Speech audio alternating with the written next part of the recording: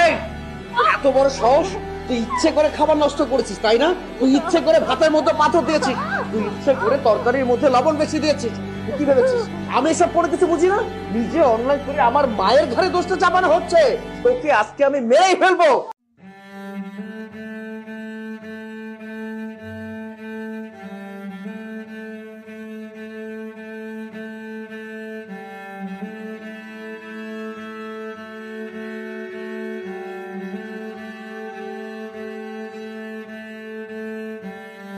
সবকিছু তো নিয়ে আসছে। আচ্ছা শুনছেন, খাবার তো তৈরি হয়ে গেছে। মা দেখি কি রান্না করেছো। রান্না ভালো না হলে কিন্তু আমার ছেলে না খেয়ে অফিসে যেতে হবে। মা, আমি তো সবসময় ভালোভাবে রান্না বান্না করি, কিন্তু আপনাদের কেন পছন্দ হয় না সেটাই জানি না। ভালো রান্না করলে কি আর বলতাম নাকি?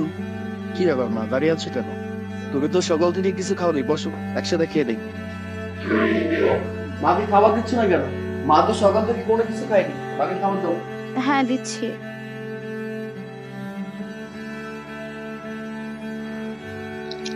মা, ও মা, আমার দাঁতটা ভেঙে গেল মা, মুখটা জ্বলতেছে মা। কি হলো বাবা, তুই এমন করছিস কেন? কি হলো? মা এই দেখো, ভাতে কত বড় একটা পাথর, আর তরকারির মধ্যে এত পরিমাণে লবণ হয়েছে মা, আমার মুখটা জ্বলছে একদম।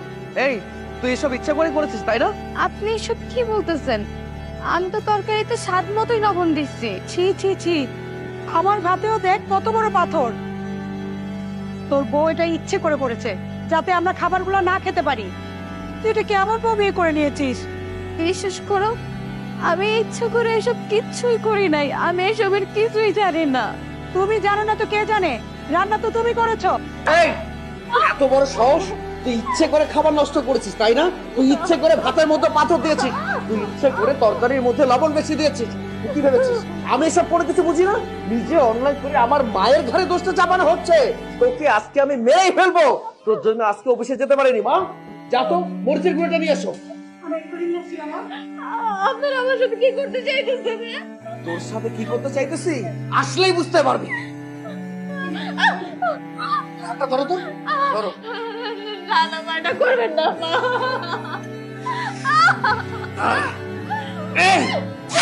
খাবার নষ্ট করবি? হ্যাঁ, আর খাবার নষ্ট করবি?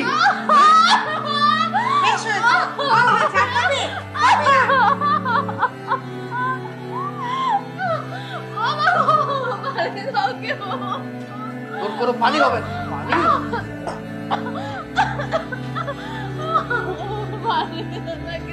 কোনো পানি হবে না। এবার বুঝতেছিস খাবার নষ্ট করে শাস্তি? চলো মা।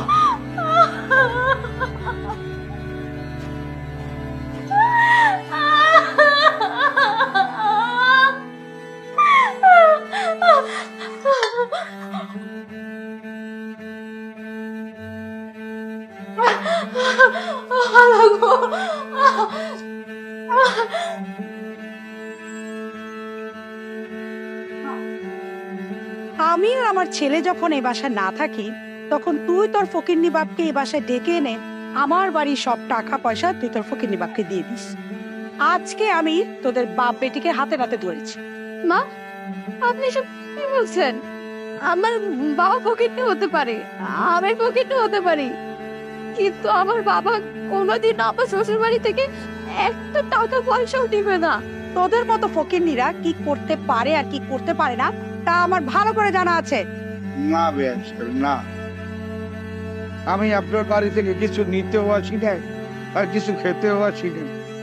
আমি শুধু দুই চক্ষু দিয়ে আমার মেয়েটাকে দেখার জন্য আমার। চুপ কর, তোর ওই মুখে আমাকে বেআইন ডাকবি না। তোর স্ট্যাটাস আর আমাদের স্ট্যাটাস কোনোদিনই মিলবে না। এই বোমাই শোনো, তোমার বাবাকে আমার বাড়ির চাকর যে প্লেটে খাবার খায় সেই প্লেটে খাবার দিয়ে এক্ষুনি বিদায় করো। আমি যেন এসে আর না দেখি। আচ্ছা বাবা, আমার শাশুড়ি যদি শুধু খারাপ হইতো আমি মানিয়ে নিতাম, কোনো সমস্যা ছিল না। তোমার স্বামী তো ভালো না, আমার তো এখনই সুখ হইতেছে না, ভবিষ্যতে কি সুখ হবে বলো? বোমা, কি ব্যাপার? তোমার বাবাকে এখনো বিদায় করনি? একটু পর আমার মেহমান চলে আসবে। তোমার বাবাকে এই অবস্থায় দেখতে পেলে তো আমার মান সম্মান কিছুই থাকবে না। কি বিশ্রী গন্ধ। শোনো বাবা, তোমার বাবা যেন আমাদের বাড়িতে আর কোনোদিন না আসে। বাড়িটাতে একেবারে বস্তির মতো গন্ধ আসছে। হ্যাঁ, স্প্রে দিতে হবে তো। আমার জুতোগুলো খুলে দে। আমি তোমার বউ, আমি তোমার বাড়ির চাকর না যে তোমার জুতা খুলে দিব। কি তোর এত বড় সাহস, তুই আমার মুখের উপর তর্ক করছিস? এই তোর কি প্রাণের মায়া নেই? প্রাণের মায়া আছে বলে এখান থেকে চলে যাচ্ছি। আমি আর এই অন্যায় সহ্য করতে পারবো না, সহ্য করা সম্ভব না। আরে আমাকে তো কাজের মেয়ের সম্মানটুকু পর্যন্ত দেওয়া হয়নি। একটা মেয়ে কাজ করলে তাদেরকে একটু বিশ্রাম দেওয়া হয়, 3 বেলার খেতে দেওয়া হয়, কিন্তু আমাকে তো তাও দেওয়া হয় না। তোকে কি সুযোগ দিব রে? হ্যাঁ, ঢং করা হচ্ছে? হ্যাঁ, এ বাড়িতে থাকবো না বলি? তোর বাপের বাড়ি থেকে সেই সুযোগ সুবিধা আছে? থাকা খাওয়ার জায়গা আছে নাকি? সে তো আমার বাড়িতেই আবার ফিরে আসতে হবে। আমি আপনাকে ডিভোর্স লেটার পাঠিয়ে দেব। আশা করি ভবিষ্যতে আপনাদের সাথে আমার অবশ্যই দেখা হবে। যা যা, তুই গেলে আমি আমার ছেলেকে আরেক জায়গায় বিয়ে করাবো, সুন্দর দেখে বিয়ে করাবো। কি বলিস? অবশ্যই মা। আমি কত বছর আগে রান্না বান্নার কাজ ছেড়ে দিয়েছি, এখন আর আমি রান্না বান্না করতে পারবো না। আমার কোমরে অনেক ব্যথা ধরে গেছে বাবা। মা, তোমার এইসব প্যানপ্যানানি না ভালো লাগে না। এসব শুনতে শুনতে আমি অতিষ্ঠ হয়ে গেছি।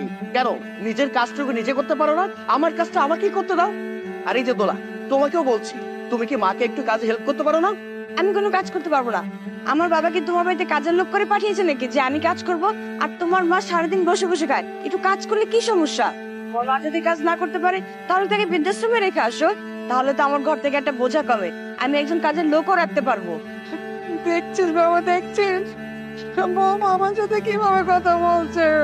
বেশ করেছে, সারাটা দিন তোমার কোনো কাজকর্ম নেই, সারাটা দিন বসে বসে খাও। কেন নিজের কাজটুকু নিজে করতে পারো না? এসব কাজের জন্য আমাদের বলতে হয়? আমি আমার কি ভালো বৌমাটাকে ষড়যন্ত্র করে তাড়িয়ে দিয়ে একটা ডাইনিকে আমি আমার বাড়ির বউ করে এনেছি। নিজের ভাই আমি নিজেই কোড়াল মেরেছি। লোকে ঠিকই বলে যে অন্যের জন্য যে কুয়া করবে সেই কুয়াতে তুমি নিজেই পড়।